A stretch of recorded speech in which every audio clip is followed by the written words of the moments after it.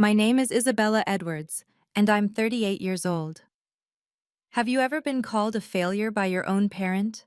Not in private, but in front of 200 people at a grand ballroom? That's exactly what happened to me at my father's retirement dinner. He stood at that podium, looked directly at me, and told everyone I was his biggest disappointment.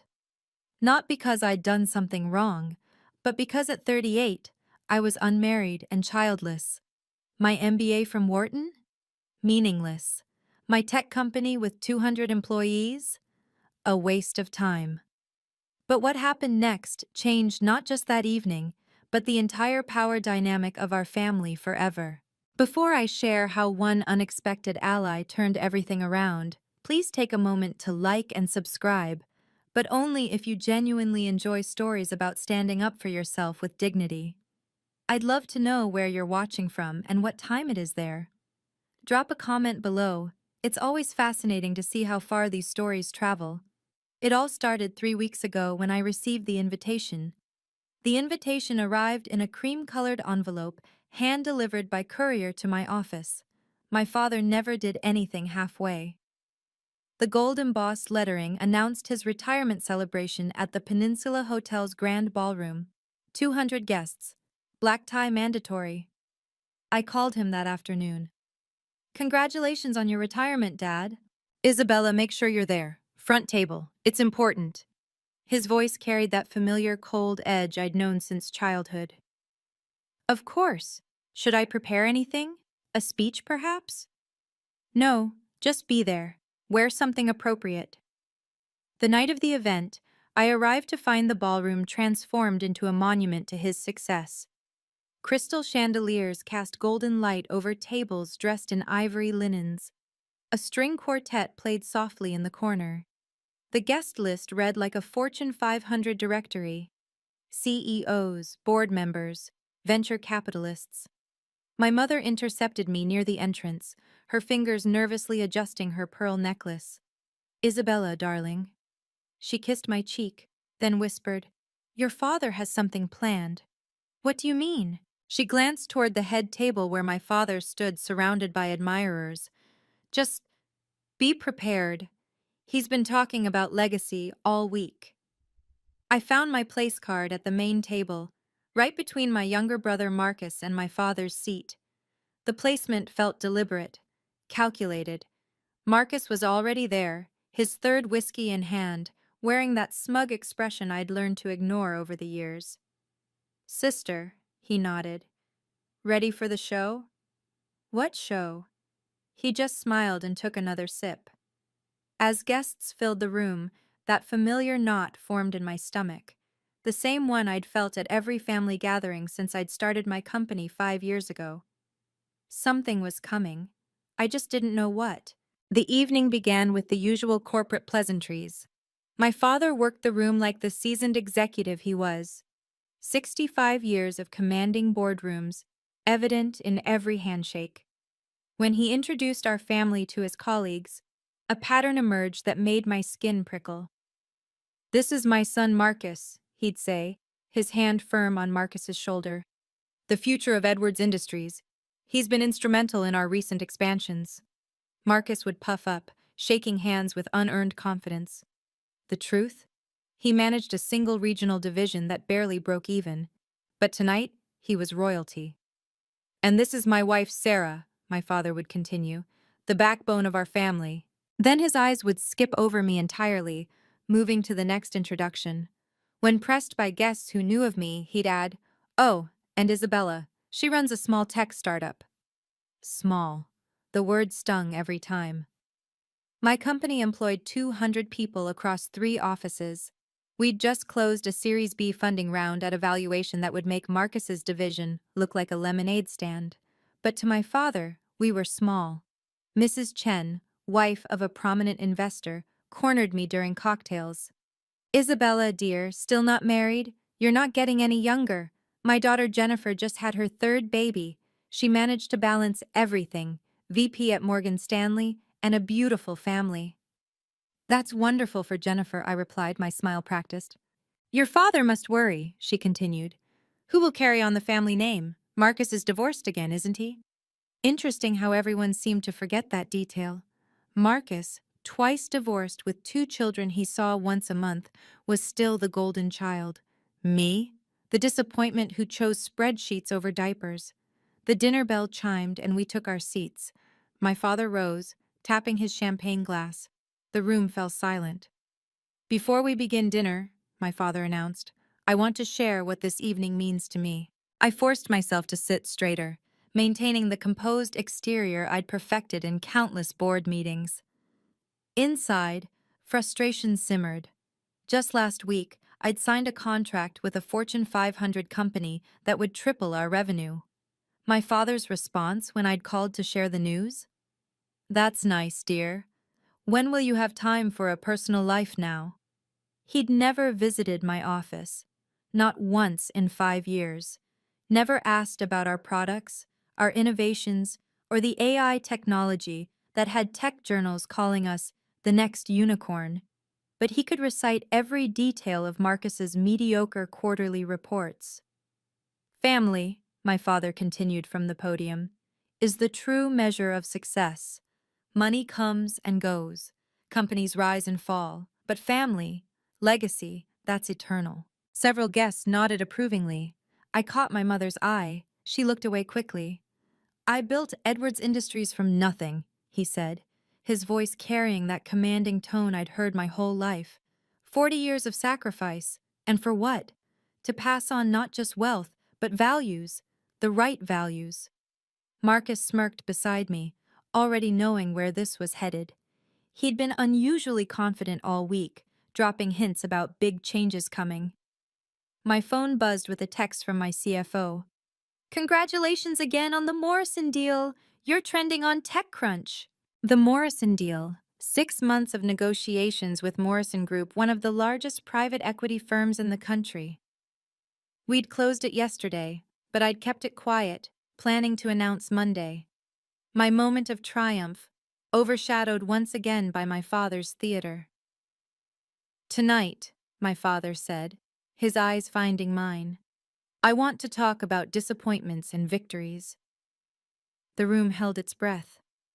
So did I. My father's pause stretched deliberately, letting anticipation build. I knew this tactic. He'd used it in hostile takeovers, making opponents squirm in silence. Now I was the opponent. Success without succession is failure, he declared. What good is building an empire if there's no one worthy to inherit it? The implications hung heavy. If I stayed silent through whatever was coming, the damage would ripple far beyond this room. Several of my employees were here as guests of other executives. My CFO sat 3 tables away with her husband, a Goldman Sachs partner. 2 of my board advisors were somewhere in this crowd. My professional reputation, carefully built over 15 years, could crumble in minutes. The tech world was small and unforgiving. One viral video of me being humiliated by my own father would overshadow every achievement, every innovation, every late-night building something from nothing. The choices we make define us, my father continued. Choose career over family. And what do you have? An empty office and a cold bed. Marcus leaned over, whispering, He's been planning this for weeks. The whole board knows I'm taking over. The board? I scanned the room and spotted them, 5 members of Edwards Industries' board of directors, including William Morrison himself, the chairman and largest shareholder with 40% stake. Morrison sat at a corner table, his expression unreadable as he observed my father's performance. If my father succeeded in humiliating me tonight, in painting me as the family failure, it wouldn't just affect family dinners. It would undermine every business relationship I had.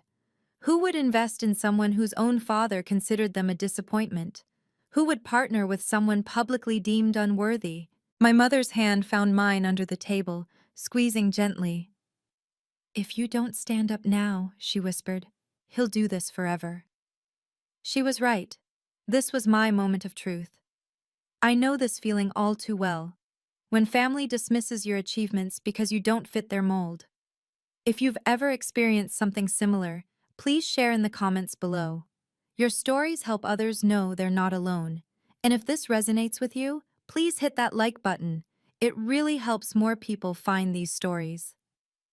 Now let me tell you what my father said next, because this is where things got really intense.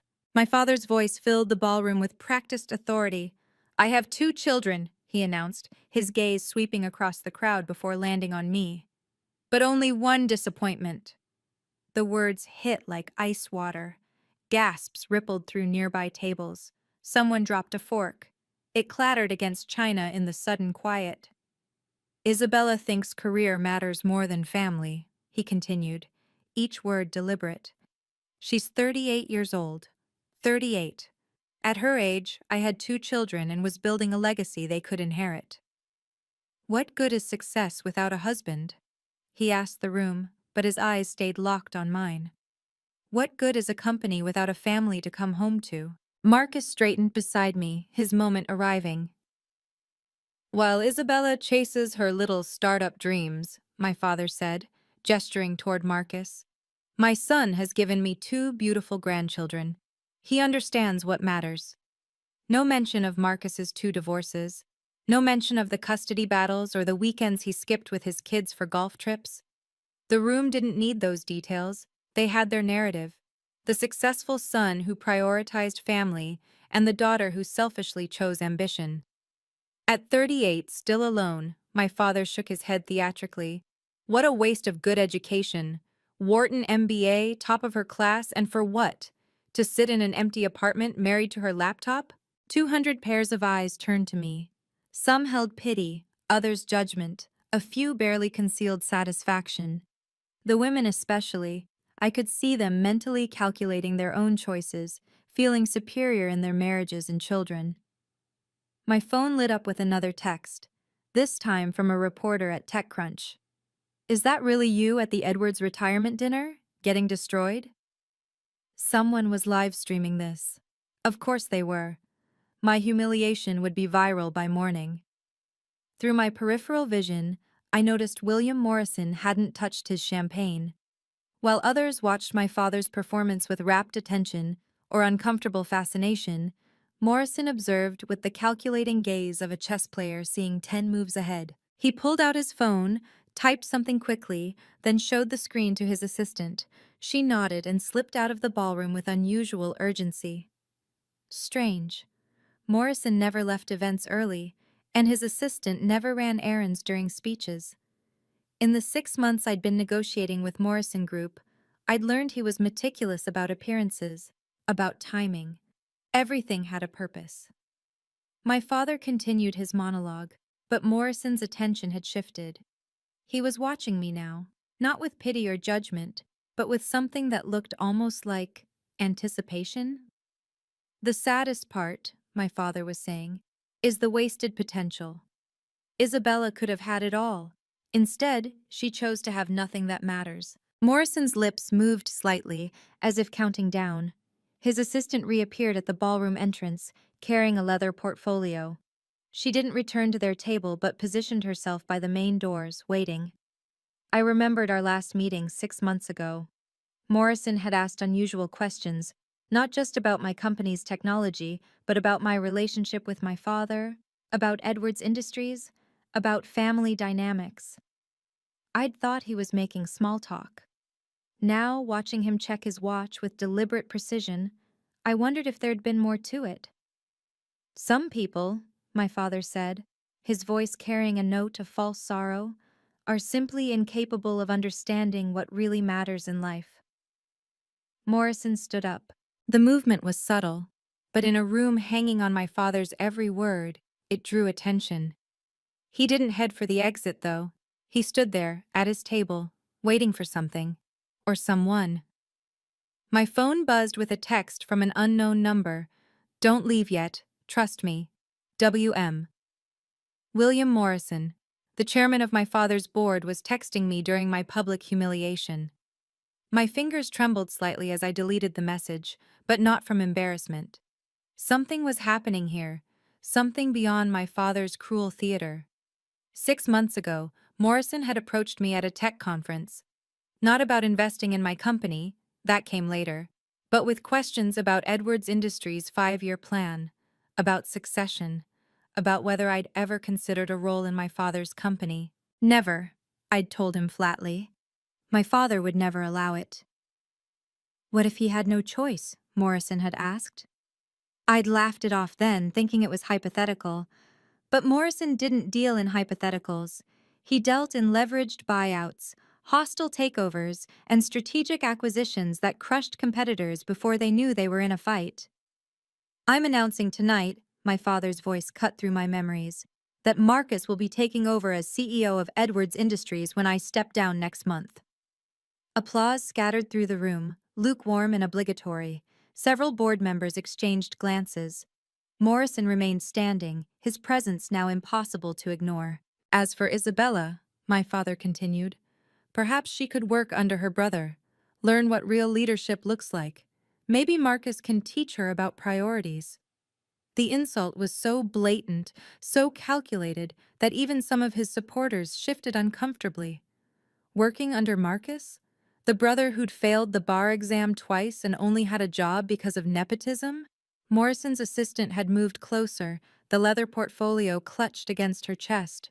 Whatever was in there was important enough to retrieve during the biggest social event of the year. Stay strong, another text appeared. The truth has a way of surfacing. The truth about what? Marcus has proven himself, my father declared, gesturing grandly toward my brother. He understands that a real man, a real leader, puts family first. That's why I'm confident leaving my legacy in his hands. Marcus stood, basking in manufactured glory. Thank you, Father. I won't let you down. He turned to the crowd. Edwards Industries will continue to thrive under traditional values and proven leadership. Traditional values, code for keeping women in their place. A real woman would have prioritized family, my father said, his eyes finding mine again. Instead, Isabella plays with computers while her biological clock ticks away.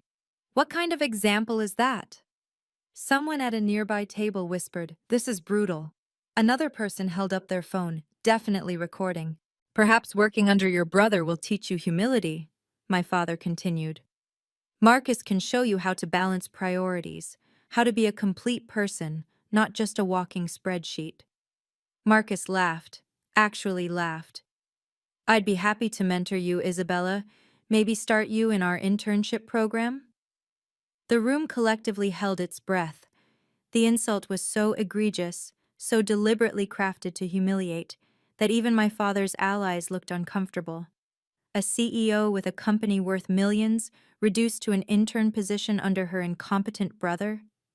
We could even arrange flexible hours, Marcus added, his voice dripping condescension. For when you finally decide to start a family, if it's not too late. That's when I noticed something interesting. 3 board members, Davidson, Chen, and Williams, weren't applauding. They were watching Morrison, who remained standing like a sentinel, his expression carved from stone.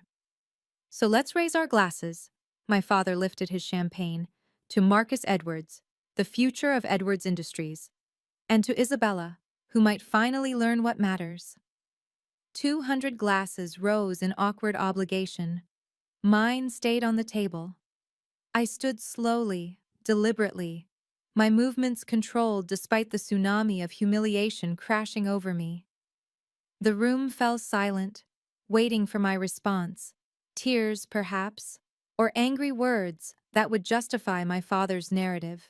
Instead, I smoothed my dress and looked directly at my father. Thank you for making your position clear, Father.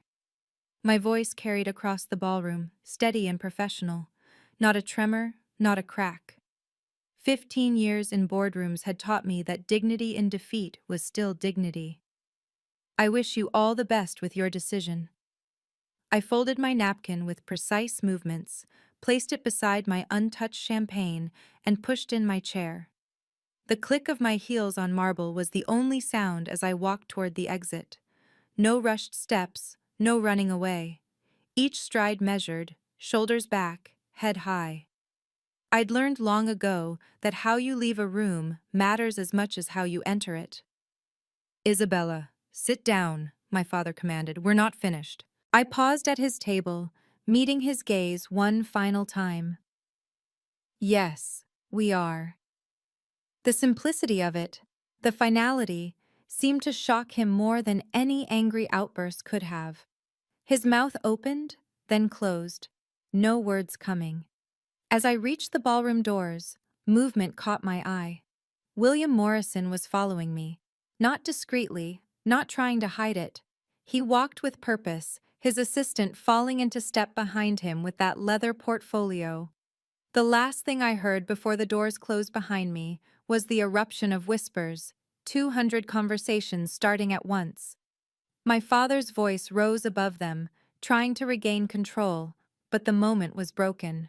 Morrison caught up to me in the marble lobby.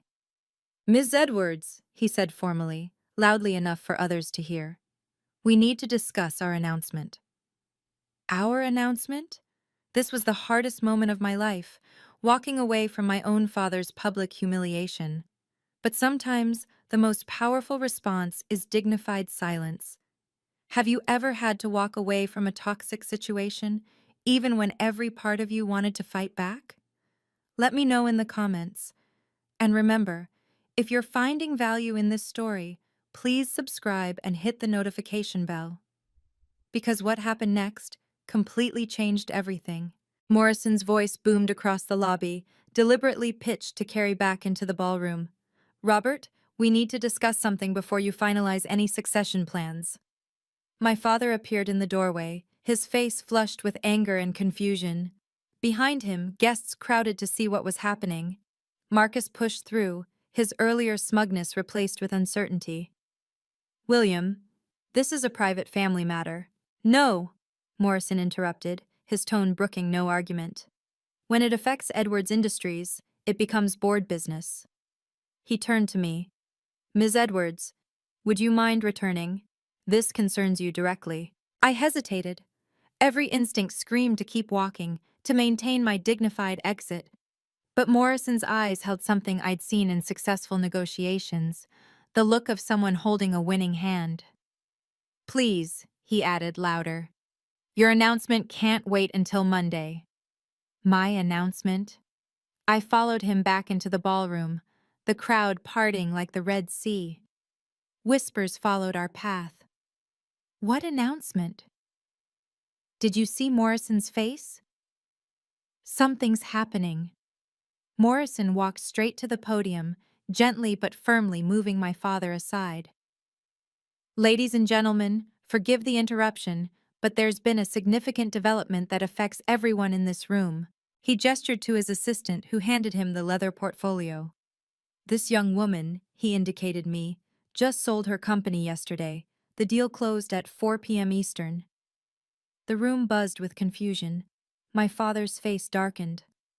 "William, this is hardly—" "For $50 million, Morrison continued, his voice cutting through the noise. "To be exact." The buzzing stopped. Dead silence. Marcus's champagne glass slipped from his hand, shattering on the marble floor. "To Morrison Group," he added, pulling out the signed contracts, "making her our youngest acquisition CEO and strategic partner." My father's face went from red to white in seconds. Morrison's assistant connected a tablet to the ballroom's presentation system. Suddenly, the massive screens that had displayed my father's corporate achievements now showed my signed acquisition agreement. "Isabella's company has developed revolutionary AI technology," Morrison announced, his voice carrying the authority of someone who'd built a $3 billion empire. "Our analysts project it will transform supply chain management across every industry we touch." The room erupted. Phones appeared. People Googling frantically. The TechCrunch article was already live. Morrison Group acquires Edwards AI Solutions for 50 Alamares. Founder Isabella Edwards to lead innovation division. "This is ridiculous," my father sputtered. "Her little startup." "Little?" Morrison's eyebrow arched. "Robert, her little startup has patents that Microsoft and Google have been trying to license for 2 years. Her client list includes 7 Fortune 500 companies. Her revenue last quarter exceeded your son Marcus's entire division. Marcus stood frozen, his face cycling through disbelief, anger, and something that looked like fear.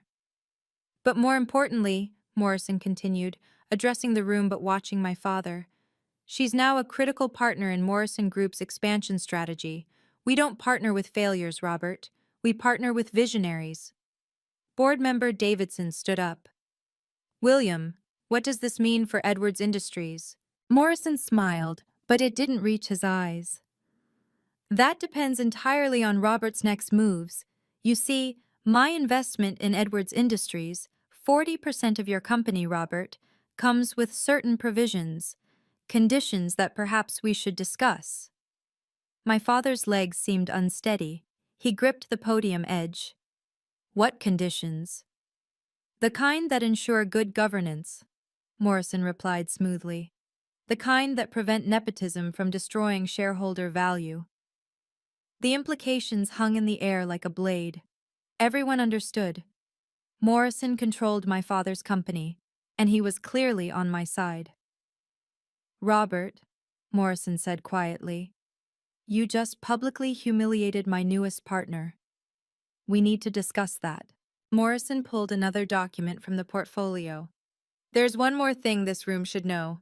Per the governance agreement signed when I invested in Edwards Industries, any strategic decision affecting company leadership requires approval from major stakeholders.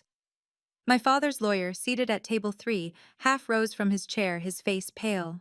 Furthermore, Morrison continued, the agreement specifically states that in cases of succession, Isabella Edwards must be offered a strategic advisor role with full veto power over major decisions. That's impossible, my father stammered. I never agreed. Page 47, Section 12, subsection C.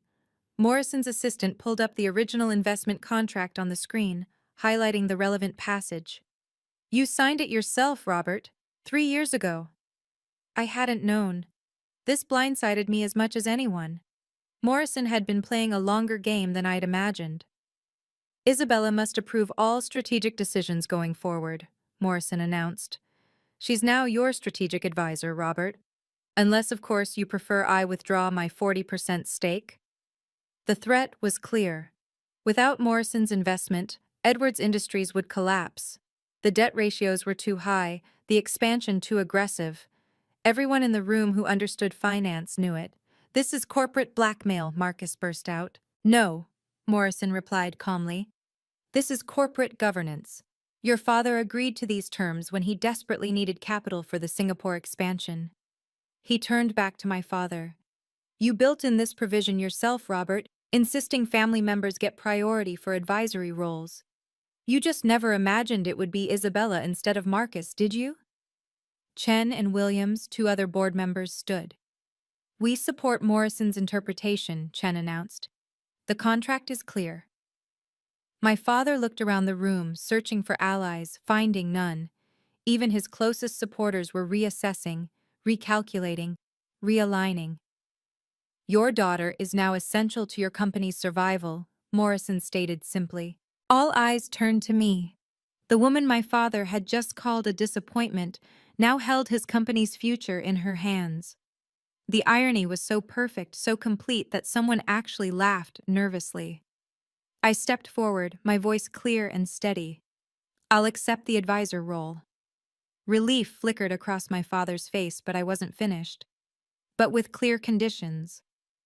I pulled out my phone, opening a document I'd drafted months ago, hoping I'd never need it. Professional meetings only, with documented minutes. All interactions related to Edwards Industries will follow corporate governance standards. Isabella, my father started. Ms. Edwards, I corrected. In professional settings, we'll maintain professional boundaries. The room absorbed this. The daughter was teaching the father about boundaries, publicly, with witnesses. Marcus will report to me on all strategic initiatives, I continued. His division's performance will be reviewed quarterly, with specific KPIs that must be met to maintain his position. Marcus's face flushed deep red. You can't. I can and I will, I replied evenly. The board has made that clear. Your division has underperformed for 3 years. That ends now. Furthermore, I addressed the room, there will be no personal discussions during business hours, no comments about my marital status, my choice to have or not have children, or any other aspect of my personal life. These are the professional boundaries required for a functioning advisory relationship. Morrison nodded approvingly. Other board members murmured agreement. I'll help the company, I said, looking directly at my father. Not your ego, not your legacy. The company and its shareholders. Those are my terms. The ballroom waited. My father stood at the podium he'd commanded minutes ago, now diminished, his authority evaporated. The power dynamics hadn't just shifted, they'd completely inverted. Do you accept these terms, Mr. Edwards? My father stood frozen at the podium, his face cycling through emotions, rage, disbelief, humiliation, and finally, resignation. 200 people waited for his response, phones ready to capture whatever came next. His voice cracked. He cleared his throat, tried again. I accept your terms. The words came out strangled, forced, but they came out. In front of everyone who mattered in his world, Robert Edwards had to accept conditions from the daughter he'd just publicly humiliated. Excellent, I replied, maintaining my professional tone. My assistant will send over the formal agreement Monday morning. We'll schedule our first strategic review for next Friday, 2 p.m. Yes, he managed. Then, as if the words were pulled from him, Strategic Advisor Edwards. The title on his lips, my title, my name, my position of power over him, resonated through the ballroom. Cameras captured it all.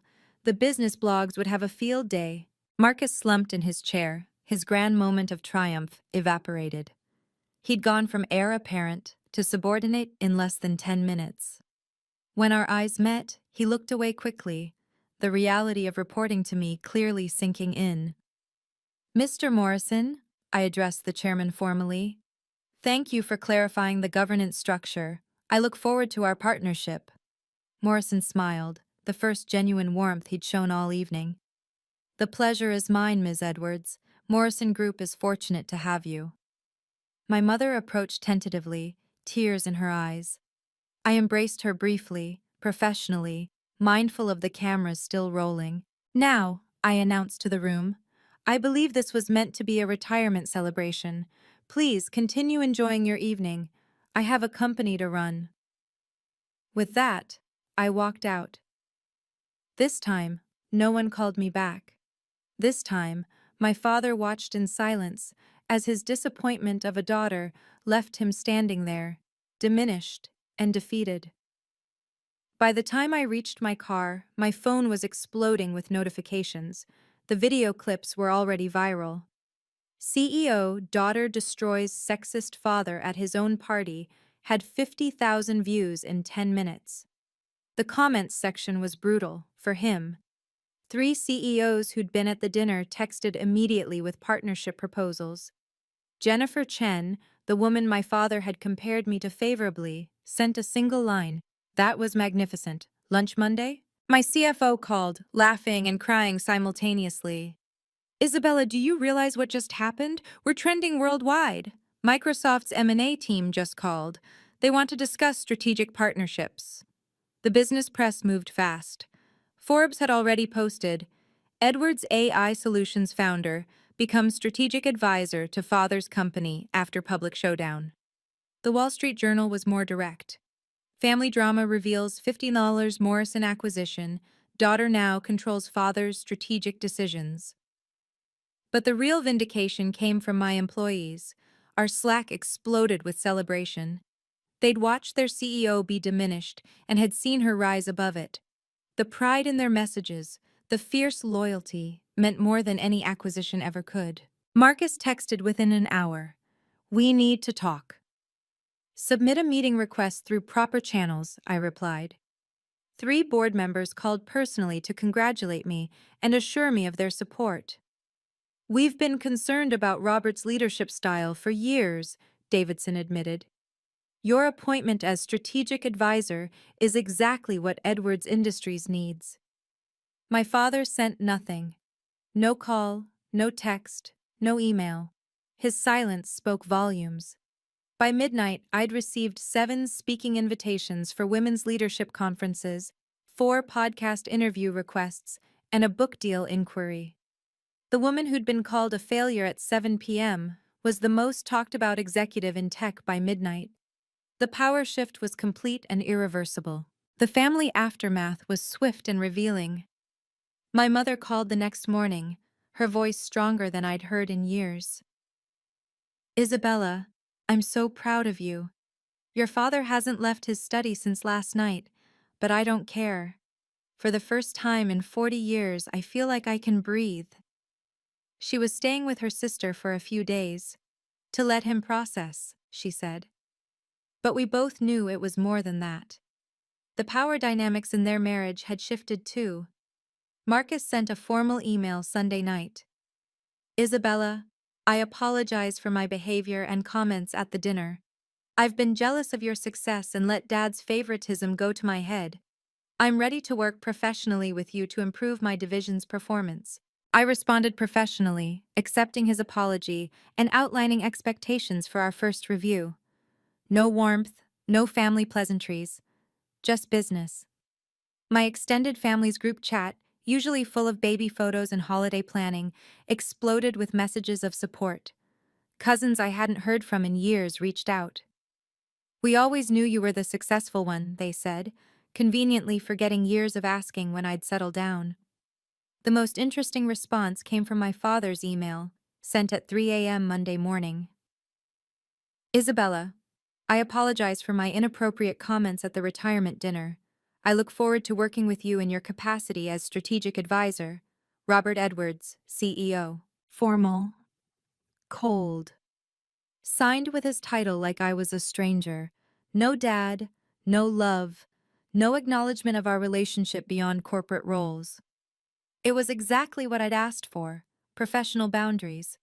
But seeing it in writing still stung slightly. We can discuss it at the quarterly meeting, I replied, maintaining the same formal tone. The father-daughter relationship we'd had, dysfunctional as it was, had ended in that ballroom. What emerged was something new, professional, boundaried, and entirely on my terms. The business impact exceeded every projection. Edwards Industries' stock price jumped 15% Monday morning as investors celebrated improved governance and strategic oversight. The press release Morrison crafted was masterful. Edwards Industries strengthens leadership with appointment of Isabella Edwards as strategic advisor. My acquisition made the cover of TechCrunch, Fast Company, and Business Insider. The $50 million deal that changed everything. How Isabella Edwards went from family disappointment to power player in one night. 5 venture capital firms reached out with investment offers for my next venture. Anyone who can handle that level of public pressure while maintaining dignity is someone we want to back, one prominent VC wrote. The speaking circuit exploded. Ted wanted me to talk about professional boundaries with family. Harvard Business School requested a case study. The irony wasn't lost on me. The woman deemed a failure for prioritizing career was now being asked to teach career strategy at the world's top institutions. My employees' pride transformed into performance.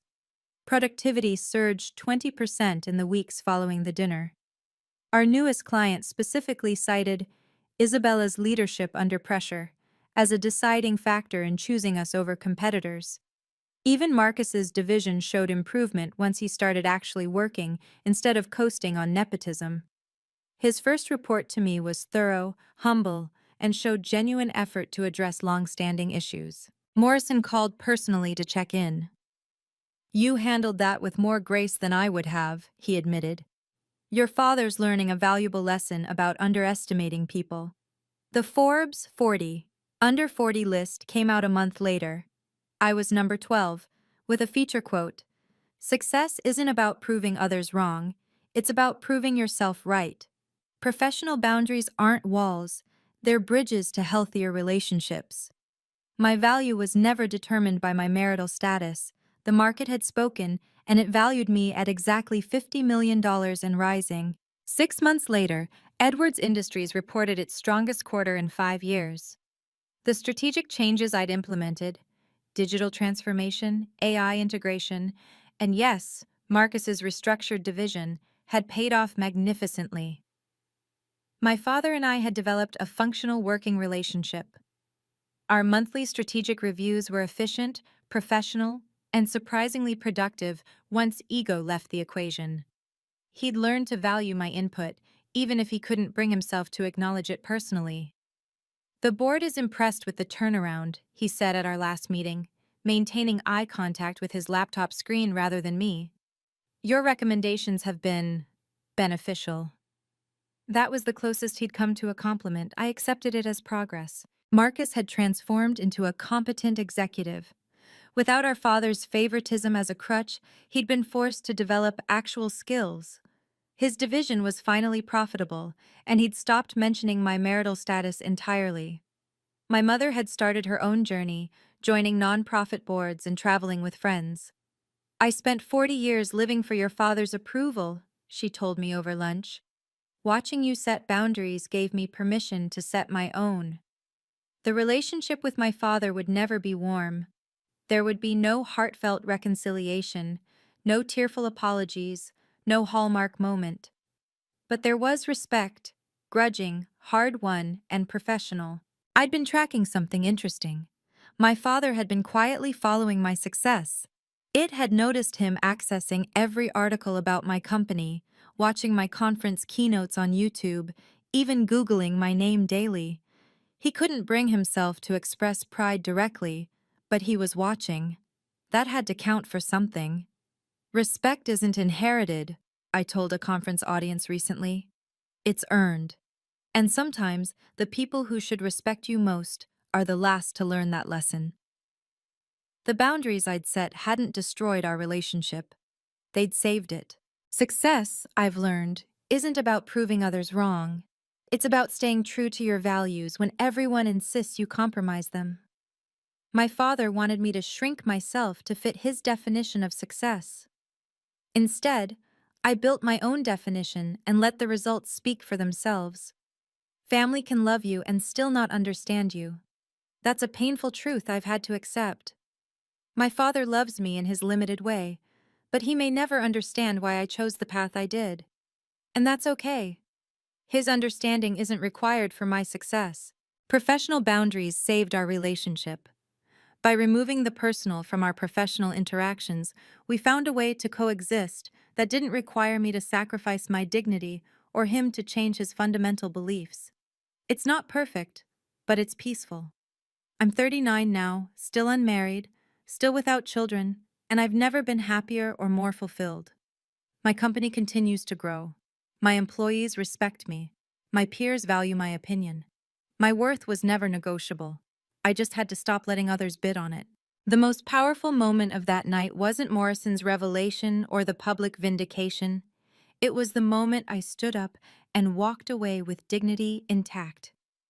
That's when I claimed my power, not when others recognized it, but when I refused to let anyone take it from me.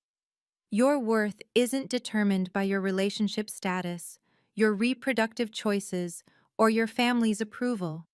It's determined by your integrity, your accomplishments, and your impact on the world.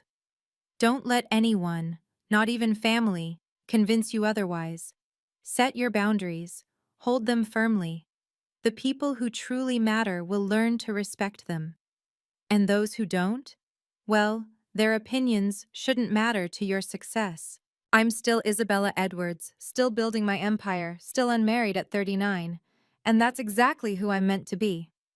Thank you for listening to my story. If you've ever struggled with family who don't understand or respect your choices, remember, you have the right to set boundaries, even with those you love. Your value isn't determined by others' expectations. What boundaries have you had to set with family? Share your story in the comments below. You might help someone else find their courage. If this story resonated with you, please like and subscribe. And remember, success is personal. Define it for yourself. Until next time, stay strong and stay true to yourself.